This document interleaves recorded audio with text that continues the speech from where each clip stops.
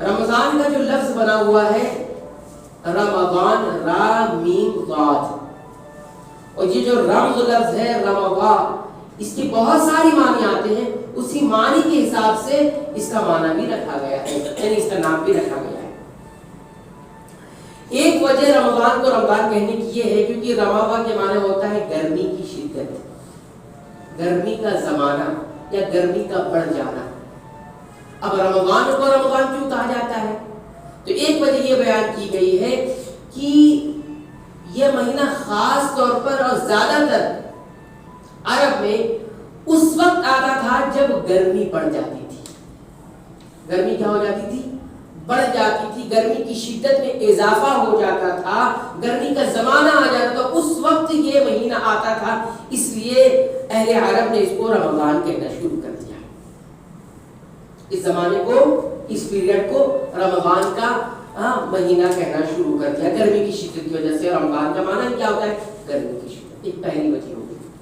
دوسری وجہ اس لیے کہا جاتا ہے کہ اس مہینے میں جو روزے رکھے جاتے تھے نا، تو روزے کی وجہ سے انسان بھوک اور پیاس کی جو تپش ہوتی تھی، گرماہٹ انسان کے جسم میں آ جاتی ہے، گرم ہو جاتا ہے انسان، تو اس کی وجہ سے بھی اس کو رمضان کہا گیا۔ روزہ رکھنے کی بنیاد پر بھوکا ہے، پیاسا ہے، تو انسان کے جسم میں گرمی پیدا ہوتی ہے، حرارت پیدا ہو جاتی ہے، اس وجہ سے اہل عرب نے اس کو رمضان کہنا شروع کیا، وہ بھی روزہ رکھا کرتے تھے۔ دوسری وجہ۔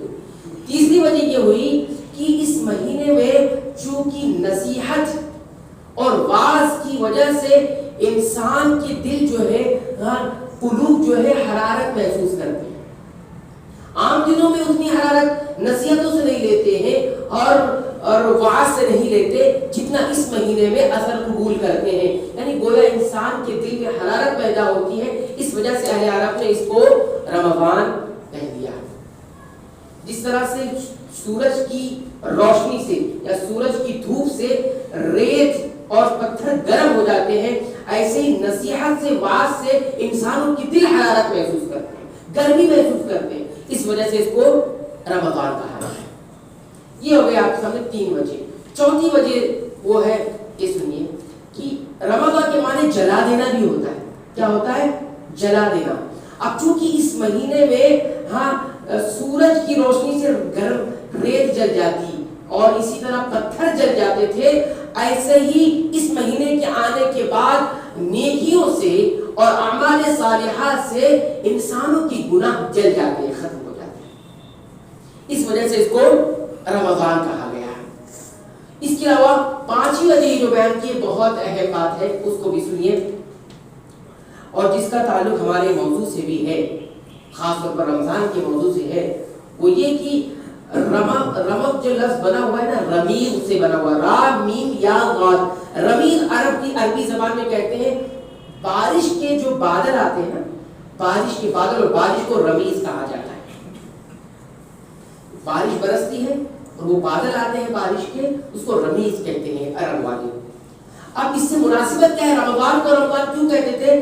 کیونکہ آپ دیکھیے سال بھر جب بارش نہیں ہوتی تو ہم اور آپ جب دنیا کی چیزوں پر نظر دوڑاتے ہیں، اپنے ارد کی چیزوں پر، تو اس میں گرد جمی ہوئی تھی، دھول جمی ہوئی تھی، ہر چیز صاف و شفاف نہیں نظر آتی، پیڑ پودے درخت، اسی طرح جو ہے عمارات گھر، یہ جو جتنے نظر آتے ہیں اس میں دھندلا پر نظر آتا ہے۔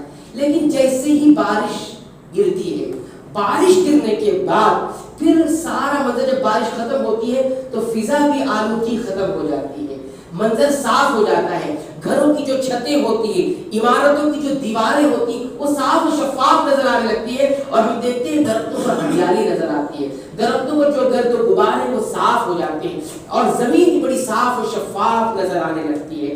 جب ایسی کیفیت کائنات کی چیزوں پر پڑتی ہے تو بالکل ایسے ہی انسان کا دل بھی اس مہینے کے اندر گناہوں سے صاف ہونے لگتا ہے، دھل جاتا ہے، توبہ سے، استغفار سے، رب کے سامنے گڑ گڑانے سے، تلاوت قرآن سے، اللہ کے ذکر سے، تراویح کی نماز سے، اور اسی طرح روزے سے، صیام سے۔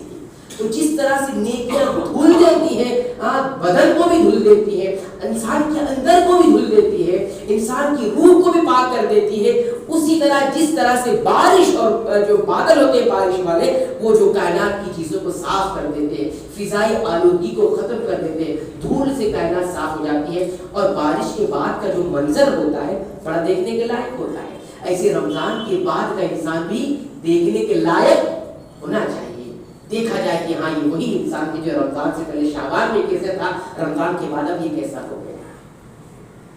یہ گناہوں کو دھو دیتا ہے، گناہوں کو صاف کر دیتا ہے۔ یہ مناسبت ہے رمضان کے نام کے اندر۔ تو یہ 5 وجوہات اہل علم نے ذکر کی ہے، اور اس مہینے کی سب سے اہم ترین عبادت جس کی بنیاد پر یہ رمضان اتنی اہمیت کا حامل ہوا ہے، اتنی فضیلت والا کہلایا ہے، وہ سب سے اہم عبادت، سب سے اہم کام، یا جس کو سب سے اہم عمل کہہ لیں، وہ روزہ ہے، صوم ہے۔ صوم کا حکم کیا ہے؟ شریعت میں اس کو کیا مقام دیا گیا ہے، کیا حیثیت دیا گیا ہے؟ تو چند الفاظ میں یہ جان لیں کہ صوم کا جو حکم ہے وہ واجب ہے، فرض ہے، وہ معاف نہیں ہے۔ کس پر فرض ہے؟ ہر مسلمان پر، ہر بالغ پر، ہر عقل رکھنے والے پر، مقیم پر، جو مقیم ہے اپنے گھر رہتا ہے اور اسی طرح بالکل صحیح اور سالم ہے، بیمار نہیں ہے، ان تمام لوگوں پر صوم واجب ہوتا ہے۔ اور جو روزے ہیں وہ کسی بھی درجے میں معاف نہیں ہے اگر یہ تمام شرائط کا، یعنی مسلمان ہے، عقل رکھنے والا ہے، بالغ ہو چکا ہے، مقیم ہے اور صحت مند ہے، تو اس کو پھر روزہ چھوڑنے کی اجازت نہیں ہے، روزہ وہ ترک نہیں کر سکتا جیسے کہ بعض لوگوں کا یہ خیال ہے کہ روزہ ہر کسی پر واجب و ضروری نہیں ہے۔ یہ حکم ہے، اور یہ حکم جو ہے ثابت ہے کتاب اللہ کی کتاب سے بھی، اور سنت رسول اللہ صلی اللہ علیہ وسلم کی سنت سے بھی، اور اسی طرح یہ اجماع امت سے بھی ثابت ہے، یعنی علماء کا، امت کے بڑے بڑے علماء کا، تمام علماء کا اس بات پر اجماع ہے، متفقہ فیصلہ ہے کہ صوم جو ہے، رمضان کی جو روزے ہیں وہ واجب ہے، فرض ہے، وہ کسی بھی درجے میں معاف نہیں ہے۔ یہ جو شرائط پائی جائے گی، عاقل ہے انسان، بالغ ہے انسان، مقیم ہے انسان، صحت مند ہے انسان اور مسلمان۔ یہ تمہیدی بات کے بعد اب ہم آتے ہیں رمضان کے تعلق سے چند باتیں جاننے کے لیے۔ تو پہلی بات، ہم نے جو خطبہ مسنونہ کے درمیان تلاوت کی سورہ البقرہ کی آیت نمبر 183، اللہ تعالیٰ اس میں فرماتے ہیں یا ایھا الذین آمنوا، اے وہ لوگوں جو ایمان لائے ہو۔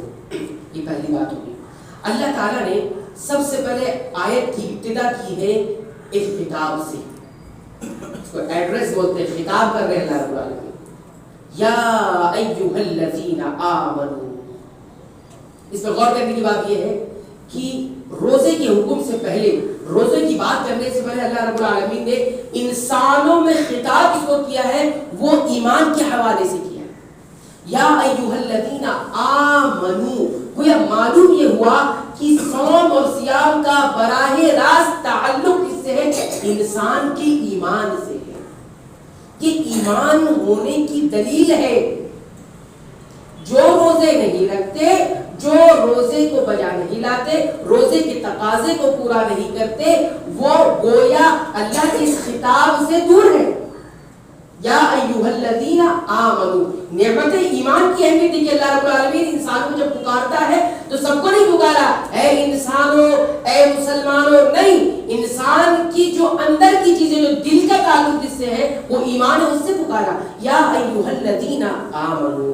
تو روز کا پورا تعلق ہمارے دل اور ایمان سے، پہلی بات۔ دوسری بات یہ بھی سمجھے کہ ایمان صرف دل کے اعتقاد کا نام نہیں ہے، کیونکہ آگے ایک عمل کا ذکر ہے روزے کا، اور روزہ یہ اعمال ہے، بدن کا اعمال ہے، عمل ہے، بدن کا عمل ہے، تو گویا ایمان کے اندر عمل بھی شامل ہے۔ کوئی کہے کہ ایمان صرف اعتقاد رکھنے کا نام ہے، دل سے مان لینے کا نام ہے، تو یہ کافی نہیں ہوگا۔ یا ایھا الذین آمنوا، پہلی بات فرمایا کتب علیکم الصیام، کیا ہے ایمان والو؟ تم پر لکھ دیا گیا ہے روزہ، کتبہ ای فرض، تم پر فرض کر دیا گیا ہے روزہ۔ معلوم یہ ہوا کہ ایمان کے بعد یہ روزہ ہم پر فرض ہے، واجب ہے۔ ہمیں روزہ اس لیے نہیں رکھنا ہے کہ ہمیں اچھا لگتا ہے، ہمیں روزہ اس لیے نہیں رکھنا ہے کہ ہمیں بہت سارے فوائد اس سے حاصل ہو جائیں گے. روزہ اس لیے رکھنا ہے کہ رب نے ہم پر یہ فرض کر دیا ہے. اسی کو روحانیت کہا جاتا ہے. اس کو قید نہیں کہا جاتا, اس کو پابندی نہیں کی جاتی, اس کو اصل میں بندگی کہا جاتا ہے. یا ایھا الذین آمنوا کتب علیکم الصیام, تم پہ روزے فرض کیے گئے ہیں, روزہ رکھنا ہے. گویا ہمیں پابندی کرنا ہے اور اپنے عبدیت کو یعنی اپنی بندگی کو اظہار اسی انداز میں کرنا ہے کہ روزے فرض کر دیے گئے. تیسری بات, کما کتب علی الذین من قبلکم, اسی طرح جس طرح سے تم سے پہلے والوں پر فرض کیے گئے تھے. اب یہاں پر غور کرنے کی چیز یہ ہے کہ اللہ تعالیٰ نے یہ بات کیوں کہی کہ روزے تم پر فرض کیے گئے تھے, ٹھیک ہے بات یہاں ختم. لیکن یہ کیوں کہا گیا ہے کہ اسی طرح جس طرح سے تم سے پہلے لوگوں پر فرض کیے گئے. ایک بات اس ٹکڑے سے یہ معلوم ہوئی کہ روزے صرف ہم پر نہیں فرض کیے گئے ہیں, یہ پہلی امتوں پر بھی فرض ہے. ہم کوئی نئے نہیں ہیں, ہم کوئی نئے نہیں ہیں, بلکہ اس سے پہلے بھی یہ روزے تھے, ہم نئے نہیں ہیں. پہلے کے لوگ بھی روزہ رکھتے تھے, یہ الگ ہے کہ اس کی شکلیں مختلف تھی, صورتیں مختلف تھی, لیکن بہرحال وہ روزے ان کے پاس بھی موجود. دوسری بات اس میں یہ بتایا جا رہا ہے, انسان کو تسلی بھی دی جا رہی ہے, ایمان والوں کو تسلی دی جا رہی ہے. کیا تسلی ہے کہ اتنی مشقت والی عبادت جس میں آپ کو کچھ وقت کے لیے کھانے سے بھی رکنا ہے, پینے سے بھی رکنا ہے اور شہوات سے بھی رکنا ہے, یہ مشقت والی عبادت ہے, اس میں مشقت ہے نا. تو اس میں تسلی دی جا رہی کہ تم پر صرف لازم نہیں کیا گیا, تم سے پہلے جتنی قومیں جتنی امتیں گزری اس پر بھی یہ چیز لازم تھی. تسلی دی گئی. ایک دو باتیں ہو گئی. تیسری بات یہ کہنے کا مقصود یہ بھی ہے اللہ رب العالمین کا, کما کتب علی الذین من قبلکم, تم سے پہلے بھی روزے فرض کیے گئے تھے. اس کی وجہ, تیسری وجہ یہ ہے کہ جس طرح سے روزے فرض کر کے دوسری امتوں کو فضیلت عطا کی گئی, ویسے ہی اس امت کو اس فضیلت سے دور نہیں کیا جا رہا, بلکہ اس فضیلت کو مکمل کیا جا رہا ہے تم پر بھی فرض کر کے. اس امت کو اس فضیلت سے دور نہیں کیا جا رہا ہے, بلکہ اس فضیلت کو حاصل کرنے کے لیے مکمل کیا جا رہا ہے تم پر بھی روزے فرض, کما کتب علی الذین من قبلکم, جیسے کہ تم سے پہلے والوں پر بھی یہ فرض کیا گیا تھا. یہ چوتھی بات ہوگی. اور پانچواں سنیے یہ کیوں کہا گیا ہے, کما کتب علی الذین من قبلکم, کہ روزہ اسی طرح تم پر فرض ہے جس طرح سے تم سے پہلے والے لوگوں پر فرض کیے گئے تھے.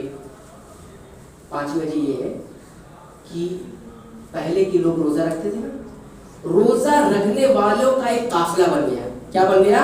قافلہ بن گیا. ظاہر سی بات ہے روزے رکھنے والوں کا قافلہ بنا کہ نہیں بنا, اور وہ ربانی یہ کہلائے, وہ اللہ والے کہلائے جو روزہ پہلے رکھا کرتے تھے. اس قافلے میں انسان کو روحانیت کا درس دیا گیا کہ آپ بھی روزہ رکھ کر اس روحانی قافلے میں شامل ہو جائیں. قافلے تو بنتے ہیں نا, ایک گنہگاروں کا قافلہ بن رہا ہے, ایک پرہیزگاروں کا قافلہ بن رہا ہے.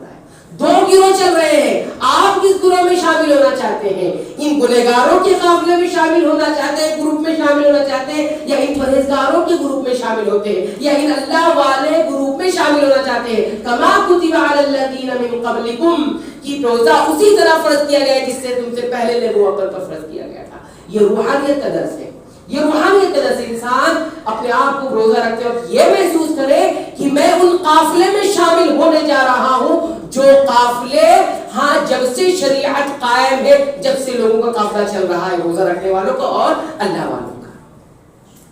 کما کتب علی الذین من قبلکم, یہ تیسری بات ہوئی اس آیت کریمہ کی. چوتھی بات یہ جو آخری جو ہے جس کو غایت کہا جاتا ہے, انتہا کہا جاتا ہے, ابتدا ہوئی تھی ایمان کے خطاب سے, اب انتہا ہو رہی ہے, لعلکم تتقون.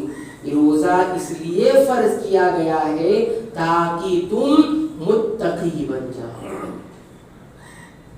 یہ گویا رمضان کے روزوں کا مقصد بتایا جا رہا ہے, اس پر نظر ہوگی کہ روزہ اس لیے فرض کیا گیا ہے تقویٰ آ جائے. روزے کی نیت میں ہمیں یہی بات ہونی چاہیے, ایک تو فرض ہے, واجب ہے اس لیے رکھ رہے ہیں, اور مقصد کیا حاصل کرنا ہے؟ مقصد تقویٰ حاصل کرنا ہے. اگر اس میں کوئی اور نیت شامل ہو جاتی ہے تو پھر روزہ نہیں رہ جاتا. صوم نہیں رہ جاتا ہے، بلکہ اہل علم نے یہ کہا ہے کہ صرف نفلی روزے کے اندر آپ دیگر اور نیتیں شامل کر سکتے ہیں، فرض روزے میں آپ کوئی اور نیت شامل نہیں کر سکتے سوائے تقوی کی نیت کرنا ہوگا۔ اللہ کا حکم ہے تو نیت میں شامل ہے، لیکن اس کا فائدہ، اس کا مقصد کیا ہے؟ مجھے تقوی حاصل کرنا ہے، یہ نیت میں شامل۔ کسی نے یہ نیت شامل کر لی کہ روزہ اس لیے رکھ رہے کہ صحت بنی رہے گی، نیت کر لی، تقوی تو نیت ہے لیکن یہ شامل نہیں ہونا چاہیے۔ ہاں نفلی روزے میں اہل علم نے کہا ہے کہ نفلی روزے آپ رکھتے ہیں تو اس میں دیگر نیتیں بھی کر سکتے ہیں۔ آپ بیمار ہو گئے، سوموار کا روزہ رکھ لیا، جمعرات کا روزہ رکھ لیا، ڈاکٹر نے پرہیز بتایا تھا، روزہ رکھ لیا کہ چلو پرہیز بھی ہوگا روزہ بھی ہوگا، جائز ہے۔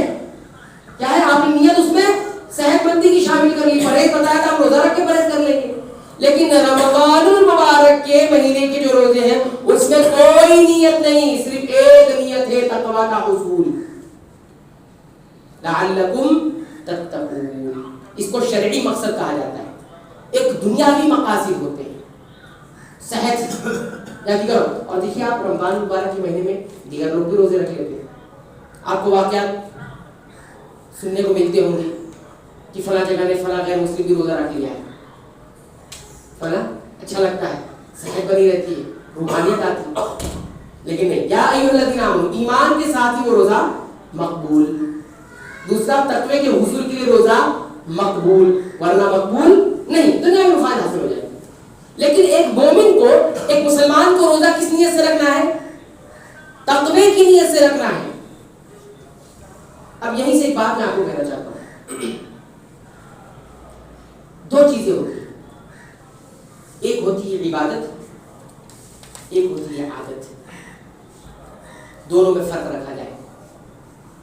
اسلام نے انسانوں کو عبادت کا حکم دیا یا عادت کا حکم نہیں دیا۔ اب جب انسان عبادت کرتا ہے تو اس کے اثرات مرتب ہوتے ہیں، اور جب انسان عادت کرتا ہے تو اس کے کوئی اثرات مرتب نہیں ہوتے۔ آج ہم نے عبادتوں کو عادات بنا دیا ہے اور عادات کو عبادات بنا دیا ہے، اس وجہ سے ہمارے پر کوئی اثر نہیں ہے، ہم پر کوئی تغیر نہیں ہے۔ ہماری زندگی شعبان میں جیسی تھی ویسے ہی شوال میں۔ کیوں؟ ہم نے ایک عادت پوری کی ہے۔ رمضان مبارک عبادت نہیں ہے، ایک عادت ہے، ہر سال ایک عادت آ رہی ہے، لیکن شریعت میں عبادت کو عبادت کہا گیا ہے۔ عبادت کو عادت نہیں بنایا جائے، عبادت مقصد ہوتا ہے، عادت مقصد نہیں ہوتا۔ عبادت کے لیے علم ضروری ہوتی ہے، عادت کے لیے علم ضروری نہیں ہوتا۔ عبادت کے لیے نیت ضروری ہوتی ہے، عادت کے لیے نیت ضروری نہیں ہوتی ہے۔ عبادت کے مقاصد ہوتے ہیں، عادت کے مقاصد نہیں ہوتے ہیں۔ عبادت انسان علم کی بنیادوں پر کرتا ہے، عادت انسان دیکھ کر کرتا ہے، رسم و رواج کی بات ہے، سماج کو دیکھتا ہے، معاشرے کو دیکھتا ہے، ہوائے پرست نفس کو دیکھتا ہے۔ عبادت میں انسان رب کو دیکھتا ہے، یہ رب کا حکم ہے۔ لیکن آج عبادتیں عادات بن گئی ہیں، اس وجہ سے اس کا کوئی اثر نہیں ہے، ہر چیز عادت ہے۔ لیکن کرنے سے پہلے یہ سوچیں یہ عادت نہیں ہے، حتیٰ کہ 5 وقتہ نمازیں بھی عادت بن جاتی ہیں، عادت بن جاتی ہے، اس کا اثر ہی نہیں ہوتا۔ نماز کے لیے نکلا ہے، روٹین میں شامل ہی نکل گیا نہیں۔ اس لیے دیکھیے نماز کے بارے میں کیا فرمایا، ان الصلاۃ تنہی عن الفحشاء والمنکر، بلا شبہ نماز انسان کو روکتی ہے فحش کاموں سے اور برائیوں سے۔ گویا بتایا گیا عبادت ہے صلاۃ، عادت سے کوئی فحش سے نہیں رکتا، عادت سے کوئی برائیوں سے نہیں رکتا۔ جب نماز کو عبادت سمجھ کر کرے گا تبھی تو رکے گا وہ برائیوں سے، تبھی تو بچے گا فحش اور بے حیائیوں سے۔ آج نماز پڑھنے والے، نماز کو ادا کرنے والے ہے تو چند ہی، یہ تو ماننا پڑے گا، ہے تو چند ہی، لیکن کیا وہ ہے برائیوں سے دور؟ ہے کیا وہ منکرات سے دور؟ ہے کیا وہ بے حیائیوں سے دور؟ نماز پڑھنے والے آپ کو جھوٹے مل جائیں گے، نماز پڑھنے والے آپ کو سودی کاروبار کرتے ہوئے مل جائیں گے، نماز پڑھنے والے آپ کو بے ایمان مل جائیں گے، نماز پڑھنے والے آپ کو بہت سارے ایسے مل جائیں گے جو برائیوں میں پڑے ہوئے ہیں۔ نماز پڑھ رہے ہیں، حج بھی کر لیا ہے، عمرے بھی کر لیے ہیں، ہر سال حج پہ جاتے ہیں، ہر سال عمرے پر جاتے ہیں اور کئی عمرے ہو جاتے ہیں، لیکن جب جھانک کے دیکھو ذرا تو کچھ اور نظر آ رہا ہے۔ کیوں ایسا ہے کہ یہ سب ہونے کے باوجود بھی وہی بے ڈھنگی چال ہے، وہی ہماری زندگی میں؟ کیوں؟ کیونکہ ہم نے عبادت نہیں کی ہے، ہم نے عادت کو اپنایا ہے۔ ہم اگر یہ سب چھوڑ دیں گے تو لوگ مسلمان بھی نہیں کہیں گے ہمیں۔ ہاں تو یہ بات سمجھ لیے، لعلکم تتقون کا جو مفاد ہے اور جو فائدہ ہے وہ میں آپ کو بتا رہا ہوں۔ رمضان سے آنے سے پہلے بھی چند دن باقی ہے، یہ ساری چیزوں کو آپ کلیئر کریں گے، اس ساری چیزوں کو آپ صاف کر لیجئے۔ ہر بوڑھا، ہر جوان، ہر بچہ، ہر خاتون سب اس چیز کو کلیئر کر لیجئے۔ لعلکم تتقون، قرآن حکیم کی آیت سے بات ہو رہی ہے۔ آیت کریمہ سے 7 باتوں کا علم ہوا ہمیں، کیونکہ میں نے ذکر کر دیا، ترتیب سے پھر ذکر کر دیتا ہوں۔ نمبر 1، روزے کی اہمیت کا پتہ چلا، کیوں؟ کیونکہ اس کو ایمان سے ساتھ جوڑ دیا گیا۔ نمبر 2، روزے کی فرضیت کا اسی آیت کریمہ سے پتہ لگا، کتب علیکم، لکھ دیا گیا ہے، فرض علیکم الصیام، فرض کر دیا گیا ہے، معاف نہیں ہے، معاف نہیں ہے روزے۔ اور اسی طرح تیسری بات، روزے صرف ہمارا اس امت پر، امت محمدیہ پر فرض ہے، بلکہ اس سے پہلے بھی لوگوں پر فرض ہے، آیت کریمہ سے معلوم۔ تیسری چوتھی چیز، اس میں ایمان والوں کو، انسان کو تسلی دی گئی ہے، تسلی کا اسلوب اپنایا گیا ہے کہ کوئی چیز آپ پر ڈالی جا رہی تو آپ اکیلے نہیں ہیں، اس میں پہلے بھی لوگ تھے۔ ایسے ہی کام سونپتے وقت تسلی بھی دی جانی چاہیے تاکہ اس کام کا بوجھ ختم ہو جائے اس کے اوپر سے، کہ آپ کو دیا جا رہا ہے، یہ کام پہلے بھی لوگ کر چکے ہیں۔ ٹھیک ہے۔ پانچویں چیز یہ بات اس آیت کریمہ سے معلوم ہوئی کہ پچھلی امتوں کو جو فضیلت عطا کی گئی تھی صوم اور روزے کی صورت میں، عبادت جیسی شکل میں، وہ فضیلت کو اس امت کو بھی دے کر مکمل کر دیا گیا ہے، ہم بھی شامل ہیں اس فضیلت، اس امت کے لوگ بھی شامل ہیں اس فضیلت میں۔ چھٹی چیز اس آیت کریمہ سے معلوم ہوا کہ روزے کو فرض کرنے کی حکمت، مقصد یہ ہے کہ اللہ کا تقوی حاصل کیا۔ اس لیے حدیث کے اندر آتا ہے اللہ کو ضرورت نہیں ہے نہ آپ کے بھوکے رہنے کی، نہ آپ کے پیاسے رہنے کی، اور نہ گناہوں سے بچنے کی۔ اگر آپ نے صحیح معنوں میں روزہ نہیں رکھا، زبان کا روزہ نہیں رکھا، آنکھوں کا روزہ نہیں رکھا، کانوں کا روزہ نہیں رکھا، روزہ نام ہی ہے رک جانے کا۔ صوم کا معنی ہی ہوتا ہے انسان رک جانا، پھیلا لینا اپنے آپ کو، جہاں کہا چلو تو چلو، رک گیا تو رکنے کے آ گیا تو رک جاؤ۔ آنکھوں کا روزہ کب، کانوں کا روزہ کب، زبان کا روزہ کب، پیروں کا روزہ کب، شہوت کا روزہ کب؟ صرف منہ کا روزہ ہو گیا ہے، صرف زبان کا روزہ، کھانے کا روزہ، پیٹ کا روزہ ہوا ہے، باقی تو وہی ہے۔ یہ کیسے معلوم ہوگا؟ آپ اپنی زندگی صرف شعبان کی دیکھ لیں اور پھر شوال کی دیکھ لیں، یہ بیچ میں آیا ہے، لعلکم تتقون۔ اور ساتویں چیز ہدایت کریمہ سے معلوم ہے کہ تقوی کی فضیلت کیا ہے۔ اللہ کا تقوی جو حاصل کرنے کے لیے اللہ نے پورا کا پوری ایک عبادت مکمل دی، پورے 1 مہینے کے لیے۔ جائز بات ہے، جس چیز کے حصول کے لیے ٹف سے ٹف ٹریننگ ہوتی ہے وہ چیز کتنی بڑی ہوتی ہے نا؟ دنیا والے تو بڑی اچھی طرح جانتے ہیں جس چیز کے لیے ٹریننگ بڑی سخت ہوتی ہے۔ آپ دیکھیں فوج میں، فوج کا کام کتنا بڑا ہے، اس کی ٹریننگ کتنی سخت ہے۔ ٹریننگ جتنی سخت ہوتی ہے وہ چیز اتنی اہم ہوتی ہے۔ اللہ نے پورا 1 مہینے کا روزہ کیا ہے، کس کے لیے؟ تقوی حاصل کرنے کے لیے۔ تقوی کتنی بڑی چیز ہے۔ یہ ہمارے یہاں تو کوئی اور چیز نہیں، ہماری چیز ہم نے یہ پڑھا ہے۔ اللہ کے نبی صلی اللہ علیہ وسلم کیا فرماتے ہیں وہ سنیے۔ ابو ہریرہ رضی اللہ تعالیٰ عنہ فرماتے ہیں کہ اللہ کے رسول صلی اللہ علیہ وسلم نے فرمایا اذا كانت اول ليلة من رمضان، جب رمضان المبارک کے مہینے کی پہلی رات آتی ہے، شام دکھ گیا، رمضان شروع، شام نظر آ گیا، ماہ رمضان کا، رمضان کا مہینہ شروع ہو گیا، اب پہلی رات آئی، چاند دکھنے کے بعد رات۔ تو یہ پہلی رات میں کیا ہوتا ہے وہ دیکھیے، اب اللہ کیا تیاری کرے، ہمیں کیا تیاری کرنی وہ دیکھیے۔ اذا كانت اول ليلة من رمضان، جب رمضان کی پہلی رات آ جاتی ہے، سب سے پہلا کام رب العالمین کی طرف سے ہوتا ہے، صفدت الشیاطین، تمام شیاطین کو جکڑ لیا جاتا ہے۔ پہلے نہیں جکڑے گئے تھے، اس مہینے میں جکڑ دیے۔ وماردت الجن، اور جتنے سرکش جنات ہیں اس کو بھی جکڑ دیا جائے، بیڑیوں میں جکڑ دیا جائے۔ رب کی طرف سے پہلی تیاری اس مہینے میں صفدت الشیاطین ومردت الجن، ایک تیاری آسمانوں پر ہو رہی ہے زمین والوں کے لیے، تو زمین والوں کو کیا تیاری کرنی ہے؟ صفدت الشیاطین ومردت الجن، تو یہاں کوئی چیز کو بند کرنا ہے ہمیں، کوئی چیز کو ختم کرنا ہے ہمیں. دوسری تیاری کیا ہوتی ہے؟ وَغُلِّقَتْ أَبْوَابُ النَّارِ، جہنم کے تمام دروازے بند کر دیے جاتے ہیں. فَلَمْ يُفْتَحْ مِنْهَا بَابٌ، اور جہنم کے دروازوں میں سے کوئی بھی دروازہ کھلا نہیں رہتا. اس مہینے پورے دروازے بند، کوئی دروازہ کھلا نہیں رہتا. وہ یا کہ زمین والوں کو بھی کچھ تیاری کرنی ہے، کچھ بند کرنا ہے. دوسری تیاری ہوئی. تیسری تیاری آسمان میں کیا ہو رہی ہے؟ آسمان والے کی طرف سے، اللہ کی طرف سے کیا ہو رہی ہے؟ وَفُتِحَتْ أَبْوَابُ الْجَنَّةِ، جنت کے تمام دروازے کھول دیے جاتے ہیں. فَلَمْ يُغْلَقْ مِنْهَا بَابٌ، اور جنت کے دروازوں میں سے کوئی بھی دروازہ پھر بند نہیں کیا جاتا. گویا ہمیں بھی کوئی چیز کھولنا ہے. سبحان اللہ نے دروازے کھول دیے، جہنم کے دروازے بند کر دیے. جہنم میں کوئی بھی داخل ہوگا 1 مہینے کے لیے، ہم کسی کو سزا نہیں دیں. اس کے معنی بہت ساری ہیں، یہاں پہ صرف میں چند معنی کا ذکر کر رہا ہوں.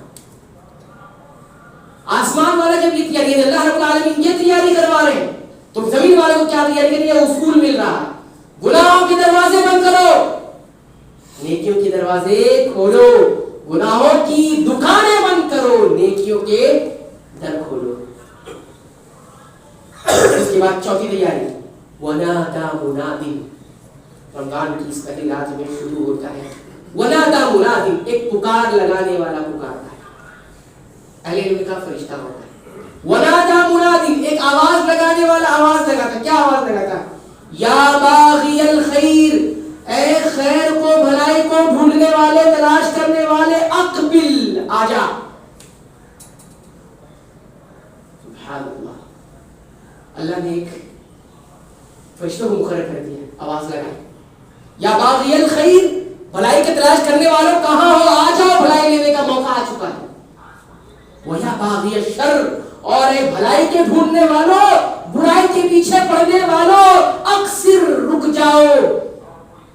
جو برائی کو ڈھونڈ رہا ہے وہ رک جائے، اور جو بھلائی کو ڈھونڈ رہا ہے وہ آ جائے، قریب آ جائے. یا باغی الخیر اقبل وَيَا بَاغِيَ الشَّرِّ اقصر. گویا سب کو آگے بڑھنا ہے. یہ سارے کام کرنے کے بعد زبان سے بھی کچھ کام کرنے ہیں.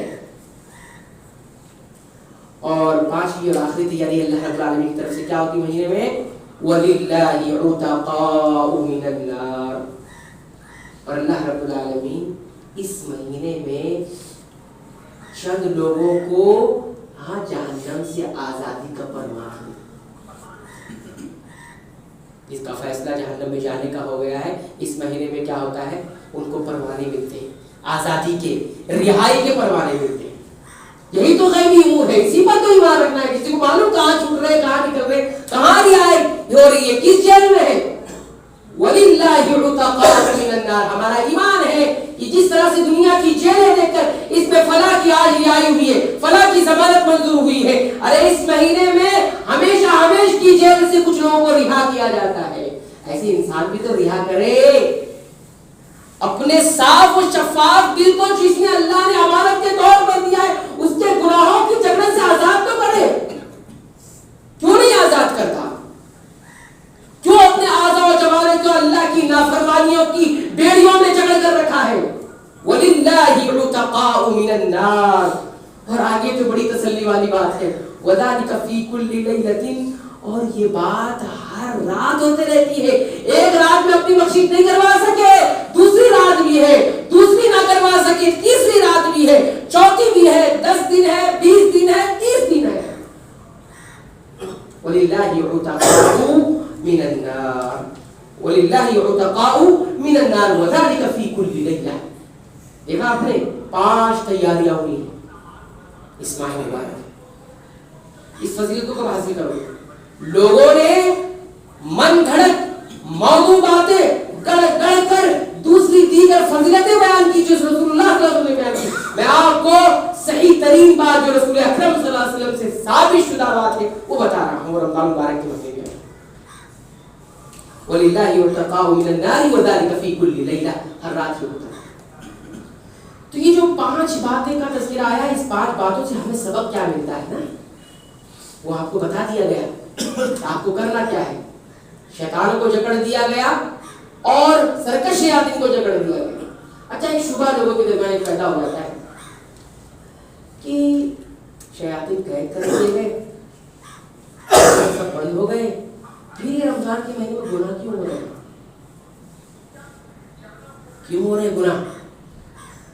اس میں یہ بات بھی بتائی گئی ہے کہ تم مکلف ہو، شیطان مکلف نہیں ہے تمہارا، تم خود کرتے ہو، کل شیطان کو بہانہ نہیں بنا سکتے، سارے گناہ کریں گے شیطان نے کروایا ہے، شیطان کروایا ہے، اب کیوں نہیں کر رہے؟ جب شیطان کروا رہا تھا تو شیطان تو کر دیا گیا، آپ کیوں گناہ ہو رہے ہیں؟ اس کا مطلب مکلف تم اپنے آپ کو تم جواب دے ہو۔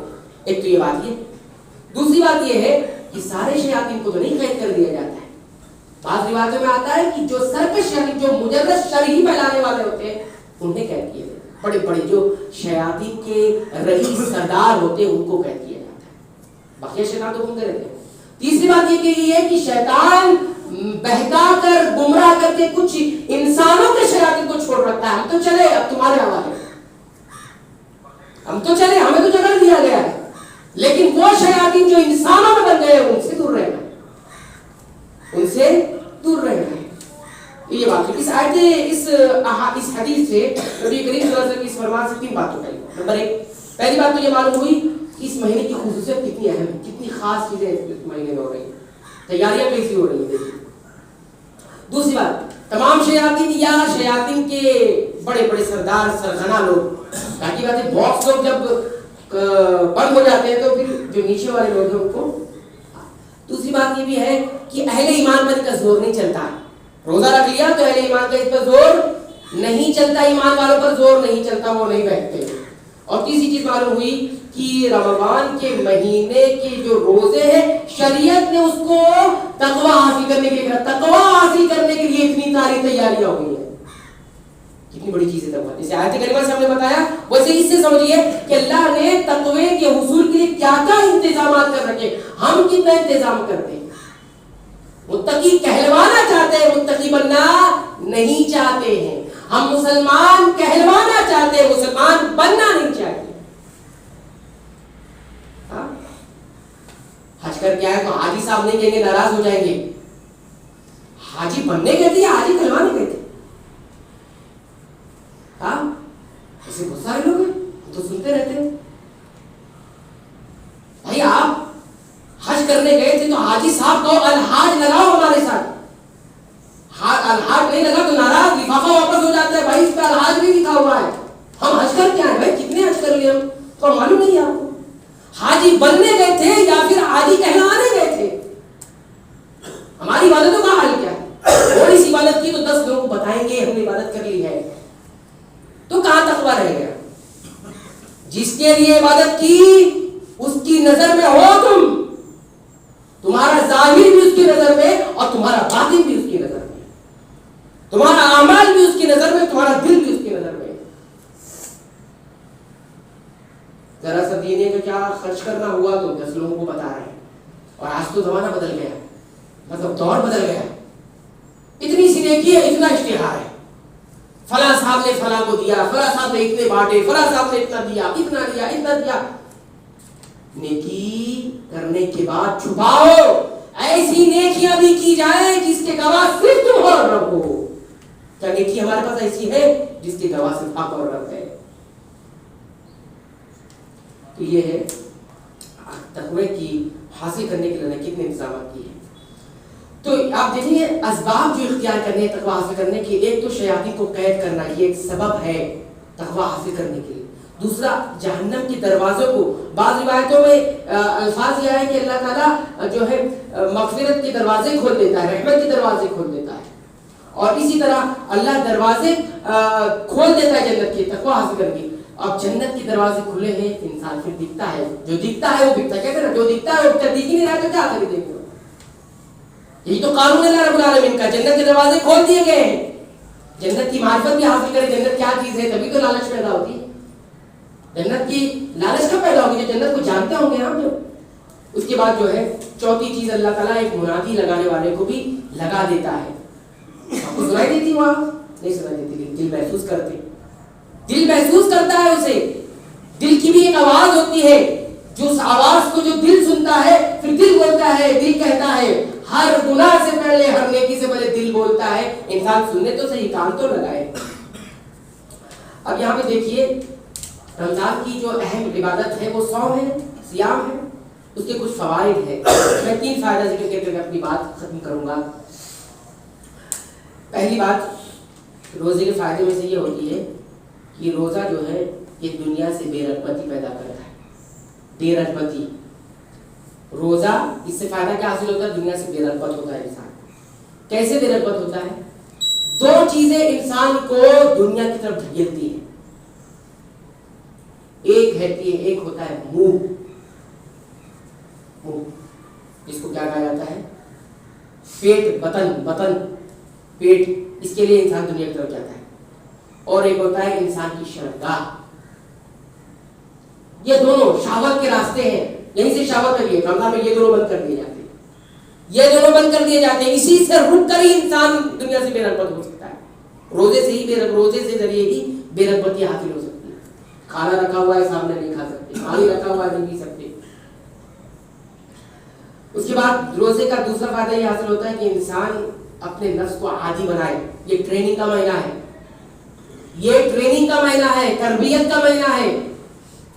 تو اپنے نفس کو عادی بنایا جاتا ہے رک کر. جب آپ رکیں گے کسی چیز سے تبھی عادی بن. محبوب چیز موجود ہے رک جائے نہیں، شہوات موجود ہے رک جائے.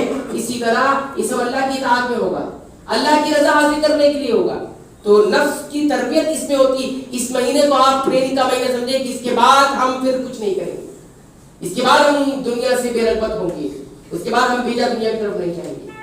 اور آپ تیسری چیز فائدہ جو حاصل ہوتا ہے، بدن کو کمزور کرنا ہوتا ہے. کیا کمزور کرنا ہوتا ہے؟ تاکہ انسان گناہوں کے کرنے سے بچے، اور اسی طرح شر کے کرنے سے بچے، اور معاصی جو گناہ ہوتے ہیں اس سے کرنے سے بچے. بدن کمزور ہو جاتا ہے نا انسان کا، بظاہر کمزور ہو جاتا ہے. اور بدن کو کمزور ہی اس لیے کیا جاتا ہے تاکہ برائیاں نہ کی جائیں. روزے سے ممکن ہوگا، یہ روزے سے ممکن ہوگا. عام دنوں میں آپ روزہ رکھ پاتے ہیں؟ بہت کوشش کرنے کے بعد انسان روزہ نہیں رکھ پاتا. نفلی روزے کتنے لوگ رکھتے ہوں گے؟ چند لوگ ہوں گے، بہت کم لوگ ہوں گے جو روزے رکھتے ہوں گے. لیکن رمضان میں سب کو روزہ رکھنا ہے.